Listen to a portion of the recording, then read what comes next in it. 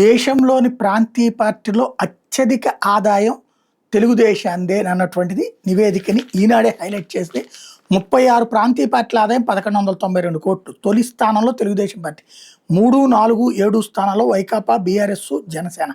దేశంలోని 36 ప్రాంతీయ పార్టీలకు కలిపి 2024-25లో 1,192 కోట్ల ఆదాయం వచ్చినట్టు అసోసియేషన్ ఫర్ డెమోక్రటిక్ రిఫార్మ్ సంస్థ వెల్లడించింది.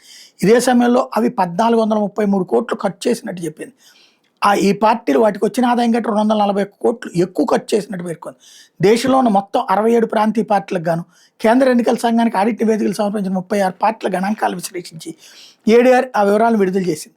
ఆ ఏడాది అత్యధికంగా తెలుగుదేశం పార్టీకి 228 కోట్ల ఆదాయం వచ్చింది. ఇందులో రుసుములు, చందాల రూపంలో 120 కోట్లు, స్వచ్ఛంద విరాళాల రూపంలో 85 కోట్లు, బ్యాంకుల్లో డిపాజిట్ల వడ్డీ రూపంలో 23 కోట్లు, ఇతరత్ర మార్గాల్లో 0.05 కోట్లు వచ్చింది.